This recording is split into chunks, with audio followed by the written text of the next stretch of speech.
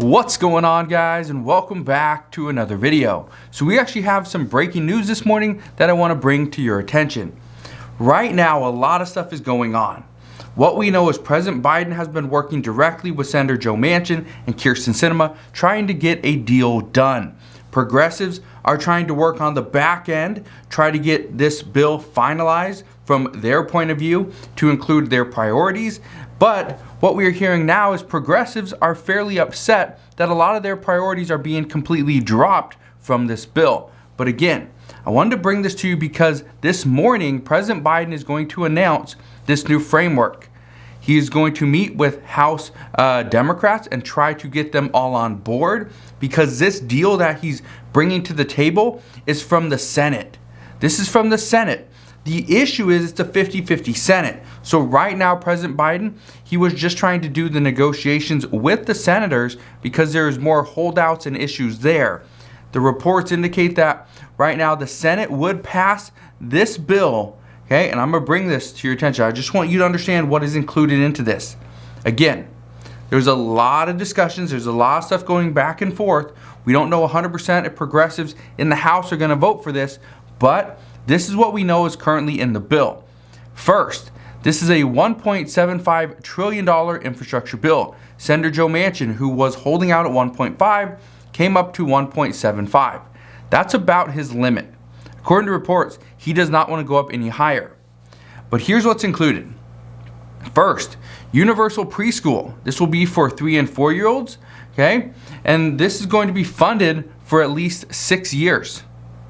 So this is one of those priorities that many were saying we need to include this, but it doesn't have to be for 10 years. Let's just fund it for a handful of years and we can then go and extend it later on. So that's actually some pretty good news there. The other thing is they're going to subsidize childcare with a cap at 7% of what you earn. Okay, so now this right here, I just want to, again, this is going to be for another 6 years, but I just wanted to kind of keep this in mind, is that there is income limits. If you make over the income limits on a lot of these different things, then you would not be getting that 7% cap. Okay, so I just want to throw that out there because I know a lot of people are wondering, well, is there a limit? And the key with this bill is the majority of the stuff is going to go to lower and middle income households. So, and they're going to take from the wealthier individuals. So that's the way this is going to be paid for. We also know there's going to be a 1-year extension to the child tax credit payments.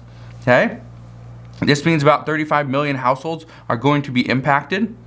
We're going to see the expanded tax credits for 10 years for utility and residential clean energy. Again, this also includes electric vehicles, but this is going to be about $550 billion for climate change, I believe. So there's some big things happening there, and this is one of the biggest pieces of this bill. Okay, this $550 billion for climate change is one of the biggest pieces of this bill. This is one of the reasons why President Biden wanted to push it, is because he is leaving because he needs to go to that climate summit and he needs to be there for next week. Well, right now, what we're hearing is this was the most important piece of this bill because he does not want to look bad when he's at this summit. So we'll see what happens there, but this bill would still need to pass before then. Okay, so progressives shoot this down. President Biden is going to go to Glasgow and he is going to, in some lawmakers' words, look foolish for having accomplished absolutely nothing. We also know that in this bill, it's going to extend the current pandemic-related Affordable Care Act subsidies for an additional 4 years. This was something that Nancy Pelosi really wanted. She really wanted this included, and it will be. And here's the other one. Progressives were pushing for Medicare. They want to expand Medicare. Medicare for all, right? Well, it's not going to be Medicare for all. It's not even going to be fully expanded. Medicare in this bill will be expanded to include hearing. That is it. But according to reports a couple weeks ago, and well, even earlier last week, hearing was the one thing that they were saying may not even be included. And now hearing is the only provision that was included into this bill. Again, all these are just the reports that are coming out this morning. Now, there's still no telling whether or not progressives are going to vote for this bill or not. Okay? AOC says no, she does not want to vote for this bill because what we need is text. Pramila Jayapal says she wants to see the text of the bill before she casts her votes. She also stated that there are dozens of members of the House Progressive Caucus that would vote no on this bill until after we see the text, and they want to make sure that these votes happen on the same day. The $1.2 trillion bipartisan bill and the $1.75 trillion human infrastructure bill have to be voted on the exact same day. If not, then they will not vote for them. But she also stated that President Biden told dozens of her members right now that all 50 Democratic senators would vote yes on the social spending bill. They will vote yes as it sits currently. If there's any changes made, then they may potentially change their mind. So progressives are expected to move forward with this bill at this time. But again, like I said, there's no telling what we're going to see. President Biden is going to meet with the House Democrats today. He's gonna actually come out and speak after that meeting. So we could potentially have a firm deal that yes, this is going to happen, or you know what, we still need to go back to the drawing board. But the deal that's been made, the big breaking news is Senator Joe Manchin and Kyrsten Sinema are now on board.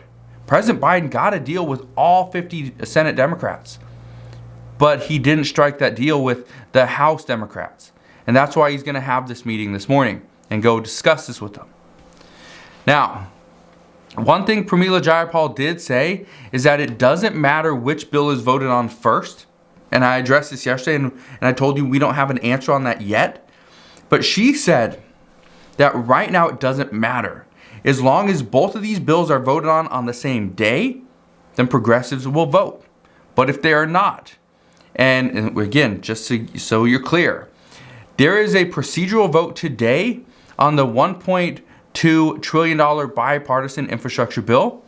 This procedural vote may not pass, not because progressives are going to block the bill, but they want to see the text of this framework first before they move forward with that vote. So yes, we could see the vote today actually blocked, or it could pass and progressives are just going to push off the next vote. So again, there's a lot of options here, but as we know more, I promise I'll fill you in on that latest news and updates. Now, here's one of the biggest things that have kind of broken over the past couple of days. Right now, progressives and this has been happening for months, progressives were pushing to see the paid family medical leave was included. Well, just yesterday, this was actually dropped from the bill, and this is what got Senator Joe Manchin on board. And this is what some progressives were saying, is that we understand there has to be some give and take. We understand there's going to be compromise, but the problem is progressives feel like they're the ones doing all the compromising. Senator Joe Manchin is just holding out for what he wants, almost exactly. So what we know, these are the things that were actually pulled from this bill. Got paid family leave, pulled. That was actually pulled just the other day. Medicare, they will not be negotiating prescription drug prices. This is one of the things that they were trying to do so that they could use the additional savings and pay for dental and vision. But now that's not included.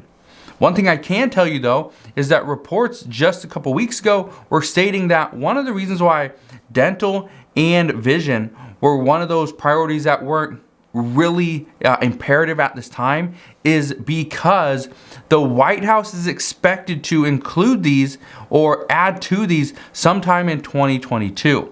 This was already a plan of theirs before we even saw this framework. But again, when I say that it's their plan to include this stuff, it doesn't mean it's a guarantee. So a lot of people are saying we should have just included it into this bill because at least then it was guaranteed from now on. Well, here's something else that was pulled from the bill. Again, and Medicare, it's not going to be expanded as far as dental and vision, right? There's nothing for immigration, and there's no tuition-free community college. Nothing. So, some say this bill is a skeleton. There's very little in this bill for the American people. Progressives have been saying for quite a while there needs to be more for the American people, or they will simply not vote for it. But again, let me just ask you this. Are you content with where this bill currently stands? There's no stimulus check. There's no fully expanded Medicare. There's 1 year of the child tax credit payments, their extension. There's some savings, I guess, for childcare. That's beneficial. As far as affordable housing, well, there's not much there. And this is one of the things that multiple housing experts have been saying, is that even if there was even $100 billion or $50 billion in this bill for affordable housing, it's not enough. It's not enough to really change things. As a whole in the United States, there needs to be more for affordable housing. But we're not seeing that. So that's what we know regarding the stimulus update and regarding the infrastructure bill. But let's get into some other news. And let's talk about how wages are potentially increasing. Many companies are now looking at their minimum wages as the problem for their hiring issues. They wonder, why aren't people coming back? Why are we struggling to keep people working? They come in for a couple weeks and then they quit. I actually talked to somebody just the other day that they run a store. Well, what they kept seeing is their competition, their competitors, were paying an extra $1.50 per hour. And so what was happening is these people would come in, they'd work, and then they'd quit a couple weeks later. The expectation was, or they were kind of anticipating that yes, this was going to happen, but now they're realizing, you know what, we gotta increase our wages. This is exactly what Costco and Starbucks will be doing as well. They both have said they will be raising their wages to $17 per hour. Starbucks plans on doing this throughout 2022. Employment experts, they are now predicting that the move by larger companies will actually spark a flurry of others to make the same transition and to start paying a little bit more. So, what we are hearing right now is with a higher minimum wage, more people will end up going back to work. The economy will continue to recover. The U.S. will start collecting more money in taxes, and economists believe that the minimum wage has been the issue all along. If we increase the minimum wage across the entire country, first off, childcare workers would now be paid a little bit more. If childcare workers are paid more, chances are more would go back into the field. If more childcare workers go back into the field, that means more parents can drop their kids off at daycare, and those parents can then go to work. And if more people go to work, the worker shortage would actually be kind of something of an afterthought. We fix that problem. Then once more people are back to work, then we can fix this supply chain issue. But again, it all starts with the increase at minimum wage, according to multiple economists. Now, one thing to note, okay, and I wanted to bring this up because I know a lot of people have been asking, hey, I work at Walmart, when are we going to receive our increased minimum wage? Here's what I can tell you. Walmart, as of right now, one of the biggest employers here in the United States, they're not planning on raising their minimum wage any higher at this time. The majority of workers are only making about $12 per hour, which is still good in certain places. Even though Walmart has been pushing, and many people have been pushing to get Walmart to pay $15 per hour as a new minimum wage, they're still not doing that. Sam's Club is now paying a higher minimum wage, but Sam's Club's a different company. Even though they're under Walmart, Walmart's their parent company, the issue is they're still not paying what many people were expecting. Even Sam's Club, they're slowly getting into paying higher wages. One thing I can tell you though, is that many workers at Walmart are just part of like a group of part-time employees. And what we know based off history, facts, is that part-time employees tend to be paid less per hour than full-time employees. So it's not just you're making less because you're working less hours, you're actually making less because you're seen as a part-time employee, which means chances are you're either not going to transition into a full-time employee, you could be a seasonal employee or whatever it may be, But that's how they kind of get you in the door, pay you a little bit less, pay you less, especially during training. And then eventually you might go into a full-time position. You might get a little bit of an hourly wage bump. But again, there's no guarantee on that. So while this fight is ongoing, we actually saw a new report just this morning that the GDP went from the expected 2.8% down to just 2%. So this was a big miss, and a lot of this has to do with worker shortages and the supply chain issues.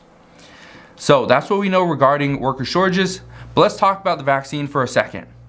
And I thought this was interesting, but a recent poll just stated that 40% of Americans, which is not half, but it's better than what it was. 40% of Americans know vaccinated people are less likely to test positive. Okay? Only 40% of people know that vaccinated people are less likely to test positive. That means 60%, 6 out of 10 people, do not understand the benefits to a vaccine. Currently, 57.8% of the United States is fully vaccinated. Many people are still holding out for this vaccine because health experts are saying they have not been properly informed of how they can actually help, what the benefits are, and the true purpose behind the vaccine. And so let me just ask you this. Whose fault is that? It's not the American people's fault. If health experts are telling us that the American people do not understand the reasons to get the vaccine, why would they go and get it? That makes absolutely no sense. And just to give you an idea, if you maybe you don't know, again, it's not your fault, but the vaccine is not meant to prevent COVID. That's not the purpose of the vaccine. Now, yes, that would be great if it was just 100% cure, but it's not. The vaccine, the purpose is to limit hospitalizations, limit your symptoms so they're not so severe. The vaccine, according to multiple studies, multiple reports, actually makes it more difficult to transmit that virus over to somebody else. So if, let's say, so I'll just use myself for example. I am vaccinated. So if I were to get COVID, it would be harder for me to contract COVID. In addition, if I were to contract it, it'd be less likely that I'm hospitalized. It would also be less likely I have any severe reactions or symptoms to it. In addition, if I were to contract COVID, right? Knock on wood, hopefully I don't. But if I did, then it would be less likely that I transmit it to somebody else because I have the vaccine. Outside of that, that's really all the vaccine's doing. But again, the health experts are saying that only 40% of Americans know the vaccines are less likely to, or people that have it are less likely to test positive.